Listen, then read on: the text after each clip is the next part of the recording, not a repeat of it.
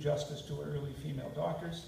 Number two, the Jewish medical dynasties, the families like the Hollenbergs, Kabrinskis, the Hirschfields, and others, they deserve their own evening. They're so plentiful. And of course, the living, I'm going to try not to touch. At this point, it's important that we remind ourselves that we're on Treaty 1 land, the territory of the Cree, Dakota, and Anishinaabe peoples, and the traditional homeland of the Métis Nation. We are recounting history here.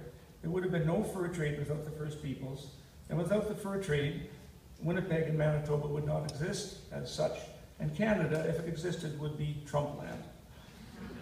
So, now I'm just doing, this is a busy slide, but I'm just kind of detailing some of the medical developments in the 19th century, which is the period initially that I'll be covering. X-rays weren't in use until the turn of the century. Of course, there were no antibacterials until the mid-1930s, and no penicillin until the mid-1940s. In our regional history, I'm sure you all know this stuff, but you might not know that in 1837, smallpox decimated the Assiniboine tribes. There was the Riel government, and in 1882, the first wave of Jewish immigrants landed from Russia. Now, before there was, I was scooped a bit by Nathan here, before there was any practicing Jewish physician in Winnipeg, Dr. Hiram Weinberg, the peripatetic Dr. Weinberg, was practicing in Portage la Prairie. And of course, Nathan mentioned that he worked as a ship's doctor on the way to New Zealand after leaving his practice in southern Ontario. On the way back in Hawaii, he met the king of Hawaii and ended up working in a leper colony on Molokai Island. And how he got to Portage la Prairie from that neck of the woods, nobody knows. But indeed, he was here for 3 years.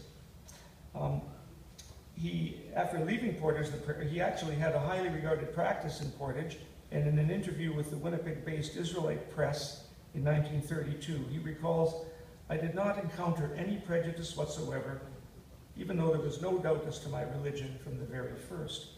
After leaving Portage, he studied in Europe and became an outstanding gynecologist in New York City.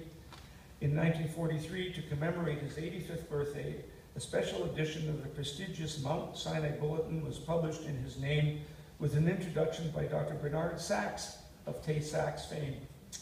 So back to Winnipeg.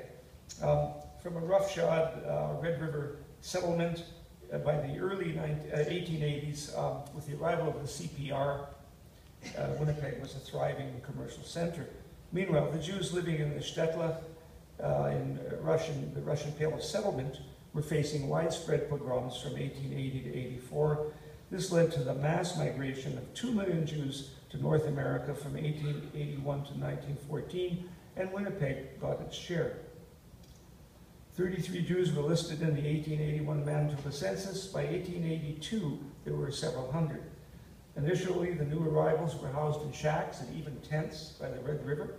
Typhoid fever was so rampant in that era, it was called Red River fever, and the newcomers were not spared.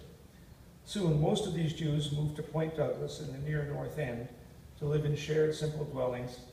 But by 1900, there were several synagogues already, including the original Shara Zedek in Rosh Pina, and of course the synagogue into which I wouldn't put my foot. Yeah.